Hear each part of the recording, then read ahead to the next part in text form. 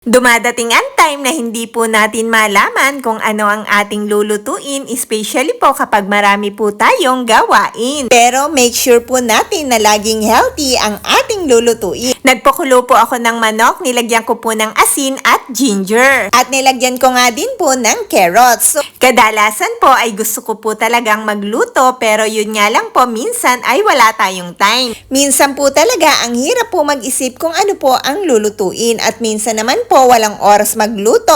Kaya naman po, kadalasan po sa ngayon ay ako po ay bumibili ng mga ready-made na pagkain, yung luto na po talaga. Dahil nga po kapos tayo sa oras, kaya naman po madalas ay bumibili na lang po ng luto na. Pero kung may time po talaga ay mas gusto ko po yung nagluluto ng healthy pagkain, at nilalagyan ko po talaga ng mga gulay. Kung meron po talaga at kayang-kaya naman din pong magluto ng may gulay, ay hindi ko po hinahayaan na walang gulay. So nag-add nga din po ako dyan ng pechay at mga repolyo. Dahil nga po alam naman po natin ang mga gulay ay napakaganda sa ating katawan. Then nag-add po ako ng spinach. Dahil nga po ang mga gulay ay malaki po ang tulong na makaiwas tayo sa napakaraming karamdaman. Dahil po ang mga gulay po ay mayaman sa vitamins and minerals na kailangan ng ating katawan. Kaya naman po guys, pilitin nyo rin po kapag kayo ay magluluto na samahan nyo lagi ng may gulay. At kung kagaya ko naman po kayo na bihirang magkaroon ng time para magluto, at kung meron naman po kayong mabibila na may kasamang gulay, ay napakainam po. Dahil nga po, sa kagaya natin na walang time magluto, kailangan po talaga natin ng may daily na gulay sa ating kinakain.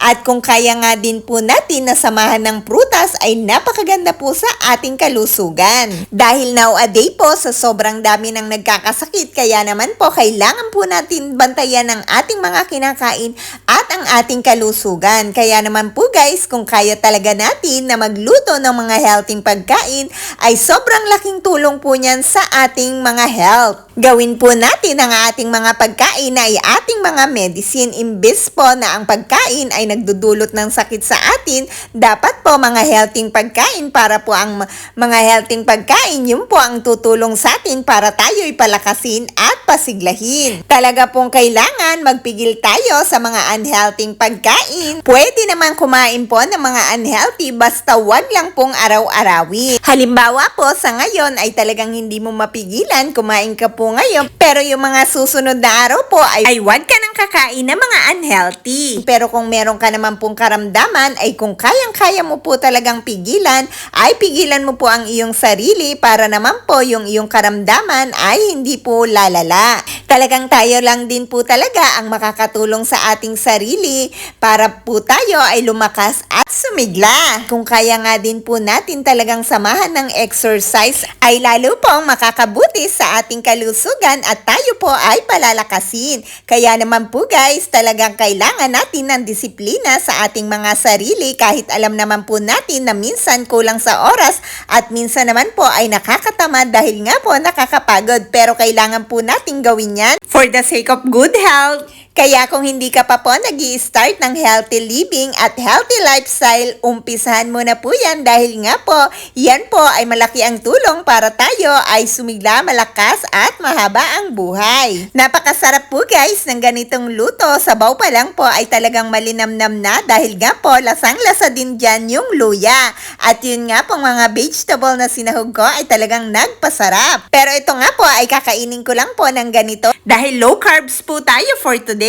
Kaya naman po, i-enjoy ko lang po with soup dahil napakasarap po talaga ng sabaw. Kaya po, simulan na po natin mag-healthy living, healthy lifestyle, at try our best po talaga na kumain ng mga healthy pagkain. At huwag kalimutan po kahit dahan-dahan na exercise. Sana po ay nagustuhan nyo ang recipe ko for the day, at sana din po ay may natutunan kayo.